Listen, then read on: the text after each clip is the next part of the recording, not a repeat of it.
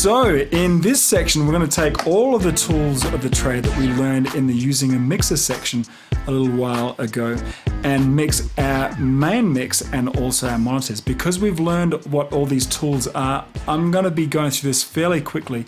And if you need a refresher, then just go back to the using a mixer section. Now I'm going to be using this PreSonus 24.4. It's a digital board. Certainly not the latest board around, but I feel that this particular board will be really a good one to learn on, as any digital console out there is very similar, and all of the effects that I want to show you, they're built right here. It also has a really cool application that you can run which records every single input into your computer. In fact, that's how I'm going to be mixing. Instead of me setting up in a live venue where you won't really be able to hear me and it's hard to have the band go over and over, a part over and again, for our demonstration purposes, I'll be using a recording of a live performance where every instrument will come up on each channel and then we'll tweak them individually to our heart's content. Be a really cool way to learn. So before we start, I'll give you a quick overview of this particular mixer and explain how it's basically the same as any other analog mixer that we learned in the last section. Okay, as you can see, we have 24 inputs here, 4 subgroups, and our master fader.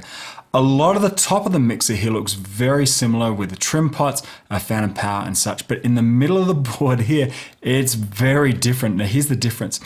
Now, do you notice that on an analog board, each channel has its own set of redundant knobs for EQ and aux sends? On a digital board like this, quite often you'll have one set of channel EQ, aux sends and the likes that can be assigned to any particular channel that you like. So on an analog board, adding some high EQ on channel 3 would be done in this way. Just grab that dedicated high EQ knob on channel 3 and you're good to go.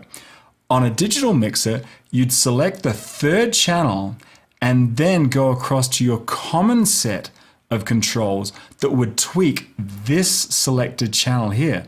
So to adjust the high EQ on channel 3, you'd select channel 3 here and go across here and adjust the high EQ.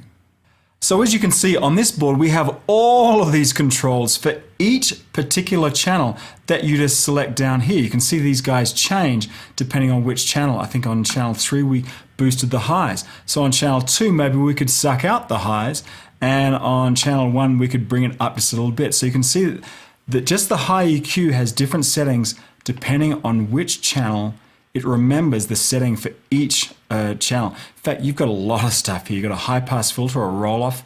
You have a gate, compressor, limiter, full EQ here.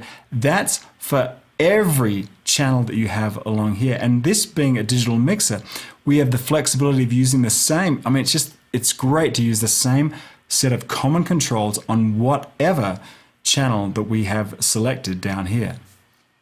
So I'm not going to get into, get bogged down to all the details of how to use this particular mixer because, you'll probably be using something different.